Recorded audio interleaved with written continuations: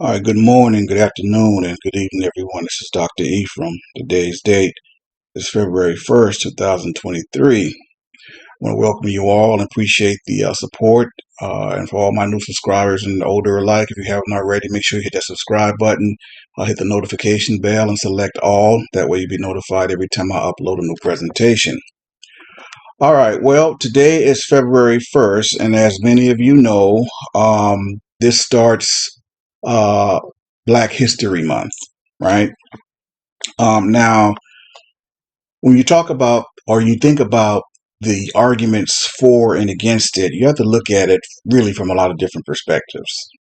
First of all, when you say Black History Month, I mean, the term is kind of loaded because, I mean, our history is American history. But I think from the standpoint that, African Americans aren't normally highlighted when American history is taught, I think that's a way of kind of, righting that wrong. But at the same time, but the flip side to that, though, is it's kind of making us separate as if African Americans are not Americans. It's really, man, we're going to get into it, man. I'm going to tell you how I feel. I'm going to give different perspectives on this, the arguments for and against Black History Month. But, it's complicated. Like, really, it's complicated because on the one hand, you know, as Black people, we know that you can't take us out of history and write history. You just can't do it. You take Black people out of history, and there is no history. Really, like, seriously. I mean, I'm not even trying to be, extreme, but I mean that's just what it is. I mean, it's kind of like trying to paint the U.S. flag by not using the color red. You can't do it, or the color blue. You can't do it. You know, and that's how I kind of see our um, existence here, and especially with regards to quote unquote Black History Month. There's so many different ways we could go with this, man. Um, but I will say this, um, and I've addressed this a little bit. Well, actually, no, I'll take that back. I've addressed this a lot over the 8 years I've been on this platform. You know, our contributions, to American culture, to just cultures all throughout the world. I mean, it's just there's no denying that. The Bible says, for we are the salt of the earth, right? And so when you look at that and you think about what that entails and what that means, it's like basically nothing. We give everything flavor. Put it like that. Let's put it in lay terms. We give everything flavor, right? Now, to my brothers and sisters who are, on the fence with it, they could take it or leave it. Of course, the running joke is Black History Month is, on the shortest, in the shortest month of the year. We always got, yeah, there's always something with something, right? So, but that's like the running joke. It's the shortest month, but I mean, me personally, obviously being who I am as Dr. Ephraim, um, reckoned child of Israel, my perspective is a whole lot different. Uh, I look at it like this, man. In terms of uh the establishment of this country and um, a lot of the things that our descendants contributed to. Yes, I think it should be, acknowledged. Um, if you look at it in a very narrow scope, and yes, I do feel that it should be a thing where, because my thing is this, it's like no matter what we've done, right, as a people, no matter what we've accomplished, it's like there's a lot of people in this country right here who just don't want to see us have anything. They don't want to see us have any kind of recognition. They don't like Martin Luther King. They don't like Malcolm X. They don't like nothing. They don't like no one. And I think that's coming from a racial perspective, right? I mean, why wouldn't anyone want our people's contributions to be noted or to be, what I'm saying? Because I mean, our ancestors, you know, essentially built this country for free. A lot of Europeans and their descendants were grossly enriched off the free labor of our descendants, right? So, you know, yeah, man, just the respect factor alone, right? You know, I think who was it? Who was the president that called himself apologizing for slavery? I think it might have been, was it Clinton or was it Bush? Y'all tell me in the comment section. But I thought that was just really condescending, man. I mean, in a slap in the face. You could have kept that. Yeah, I mean, really, I'm just saying, like, okay, yeah, you're sorry, yeah, okay. You know, we can't pay our bills with sorry. You know, we can't advance economically with sorry. I'm just saying. You know, that's a whole nother topic for a whole nother day. But my position too, also, you know, in the spirit of speaking, you know, addressing the arguments for and against it, is that, you know, all throughout coming up in school, first of all, I learned more about quote unquote Black history on my own than I ever have in school. I mean, it's not even close. You know, it's kind of like when you let, you know, when you let other people set the narrative. You know, they want to teach us. Um, they say they're teaching us Black history, but really they're teaching us his story. They're giving us they're feeding us the narrative they want us to latch on to. And what I mean by that is that, you know, y'all think about what I'm saying. Look at this mural right here. Like, you know, you could pretty much name pretty much all of the men in this mural, right? And it was okay to talk about Frederick Douglass. It was okay to talk about George Washington Carver. It was safe, obviously, to talk about Martin Luther King. I mean, we have a national holiday after him, right? You know, obviously, Thurgood Marshall, the first Black U.S. Supreme Court Justice, right? But but what about like Marcus Garvey, right? What about Fred Hampton? Right. I mean, you know, and the list goes on. It's like they were cool with teaching us the quote unquote safe Negroes, or the Negroes that they felt were worth mentioning, or, you know, they were passive and, you know, nonviolent. You know, anytime. Listen, man, I say like this. You know, I respect Martin Luther King Jr. I mean, to the utmost, I do. I respect what he tried to do with, you know, from a peaceful standpoint, but I'm not built like that. I would have been more with Malcolm X in terms of ideology. Like, man, like you try to hurt me and my family, man. I'm not, you know, holding a sign, walking, saying we shall overcome. I'm gonna take that sign and do something with it. That's just how I'm built, you know. And we gonna see what's happening. You know what I mean? I mean, I'm just saying, you know. But I respect his approach, you know, and that's just it.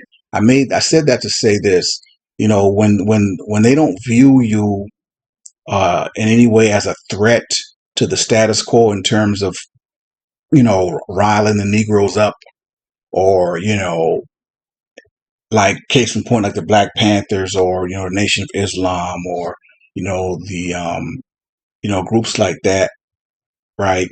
Um, the Move organization, you know, back in the day, you know, just Black organizations like that. You know, once they deem you um, a certain way, then of course it becomes okay. Um, Basically, the media sells, you know, distrust and disgust even, and so it's like it doesn't matter what you're about. It could be the most positive thing in the world, but once the media paints you as, you know, anti this or anti that or militant this, they use certain code words, and they still do, right? They use certain code words, and it's a dog whistle is what it is, right? So back to the point I was making, is that they force feed us certain Negroes that they feel were safe, passive, non-aggressive, whatever. You know, I didn't know about Nat Turner until, like, I never heard the name Nat Turner in school ever. I never heard the name Denmark Vesey in school ever. Like, because we have the internet now, you know, I always say, you know, ignorance now is a choice. It really is, because if you're, and you know, kind of gets me sometimes. People be asking me questions like, "Dude, you have a phone. Like, there's a thing called Google." Like, I mean, Google can answer you a whole lot better than I can. I mean, I appreciate the vote of confidence and everything, right? You know, but you know, I take it to a certain extent, and then you have to get at Google, you know, because it's an endless flow of information.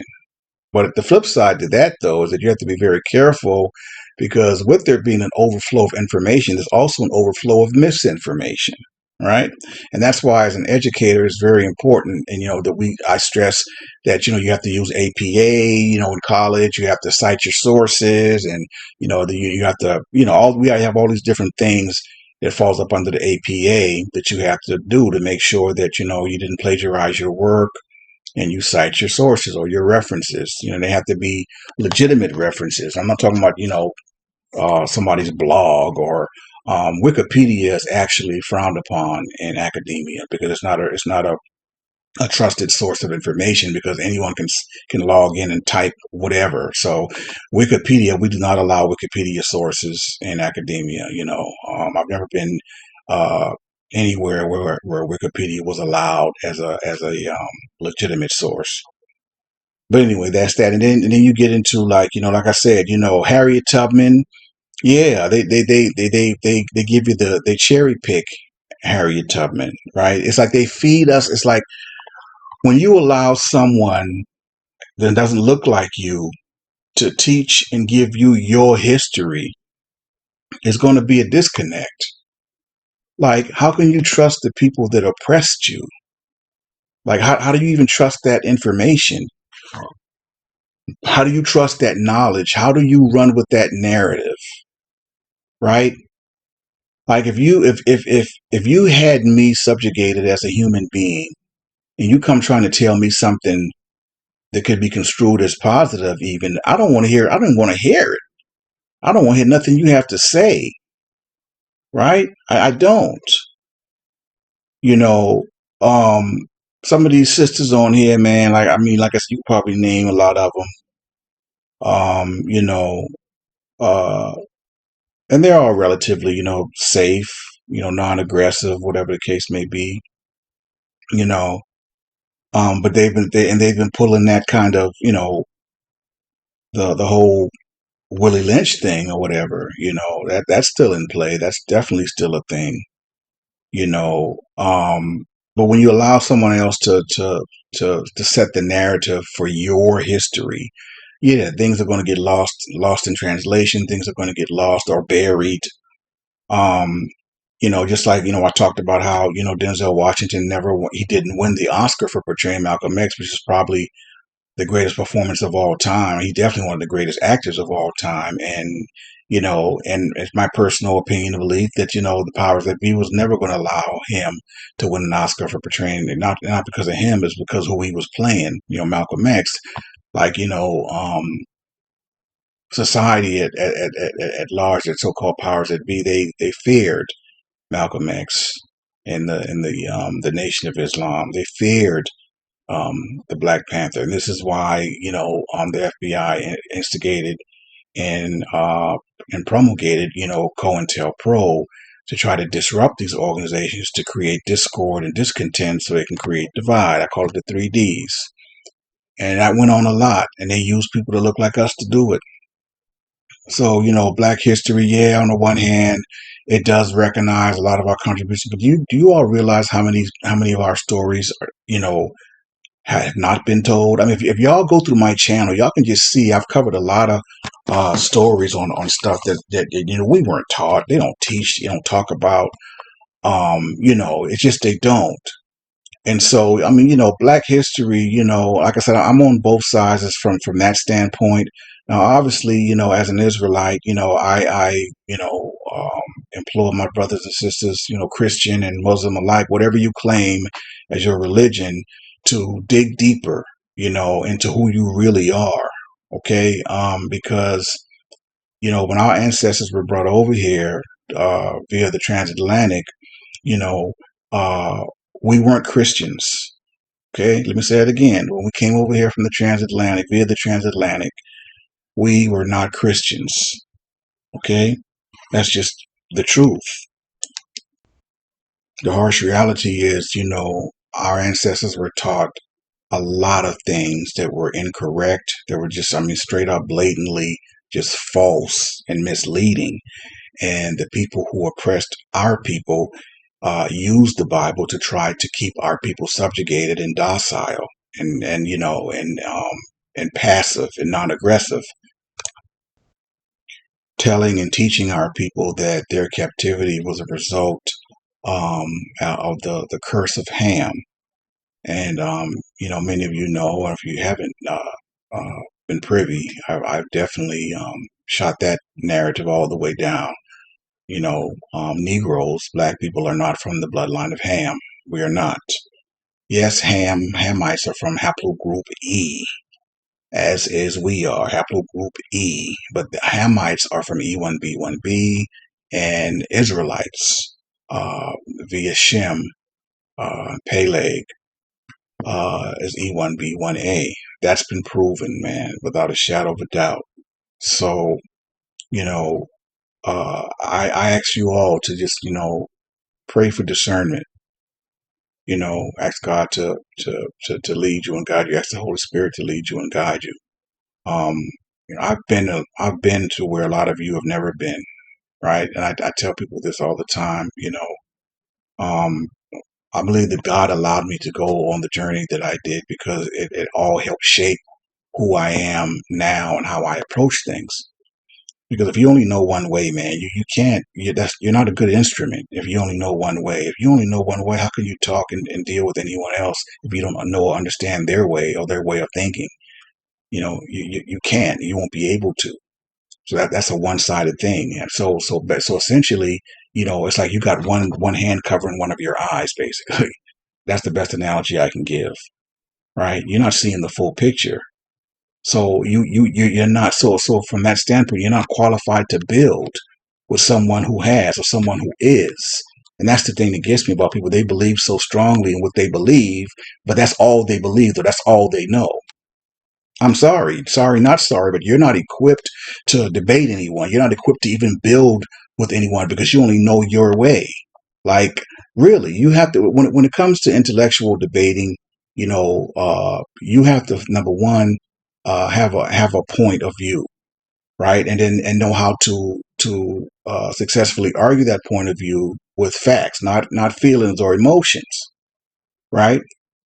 Like I said, I say this a million times. It's not about what you know. It's not about what you think. It's about what you can prove. Bottom line, anyone can say anything out of their mouth. That doesn't make it true. You understand? That's why I don't get upset with anyone and, whatever the case may be. You believe what you want. God bless you, man. Seriously, I don't judge you or, you know, and I'd ask that you not judge me. To God be the judge. As is all the glory, and grace and mercy. So, Um, yeah, I mean, the for and against Black history, man. I mean, um, I wouldn't go as far as to say that it should be, done away with or whatever. I mean, in theory, I get it. I believe that, what our people contributed to this country, free labor and reparations aside, it should be recognized. I do think the recognition should be a lot broader because I'm sick of hearing the same exact names every year over and over. I mean, really, it's like, come on, man. You know what I'm saying? Like, there are so many more of us that did a lot of things that deserve mention that, you just never hear about. And again, it goes back to, to them setting, being able to set the narrative, right? And so, like I said, then the history becomes his story.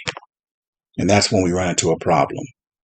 But yeah, that's it, man. I mean, that's how I feel. That's how I look at it. Y'all tell me what y'all think in the comment section. But again, I do ask that my Christian brothers and sisters, and Muslims and Moors, and all of y'all, who think y'all indigenous and all this stuff, man.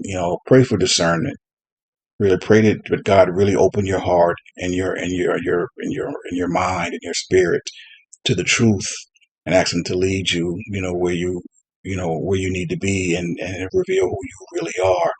9 times out of 10, if you're listening to the sound of my voice, you're right where you need to be. All right. And I'm gonna just say that. Sojourners alike, you don't have to be E1B1A to have a shot at salvation. So if you sojourn with Israel and take up the law, statutes, and commandments given to the children of Israel by the Most High God Yahweh, then he says he will see you he'll see you the same as one that is homeborn or one that is a genetic Israelite, straight up. So don't get too hyped or don't get too caught up on the whole DNA thing. Yes, we do. To say all Israel has to recognize your genealogy. Yes, that's true. Okay, I can't sugarcoat that. That is what it is. And come from me. But don't get disappointed or discouraged if by chance you're not E1B1A, and you want to shout out salvation. Yeshua HaMashiach, Jesus Christ, said salvation is of the Jews. So it's opened up to everyone. You just have to know what you have to do it the right way, though. You understand? And I'm gonna leave y'all on this note, man. Everything that you need for salvation is in the Old Testament and Torah. Okay, or they call it sometimes the 5 books of Moses. All right, y'all. Anyway, that's that, man. Y'all tell me what y'all think. Any y'all views for and against Black History Month. Again, you feel how you feel, but just ask that you keep it respectful, right? And respect everyone's opinions, and don't call anyone out their name, nothing like that. It's not that serious. And until next time, it's Dr. Ephraim signing off, saying Shalom, everyone.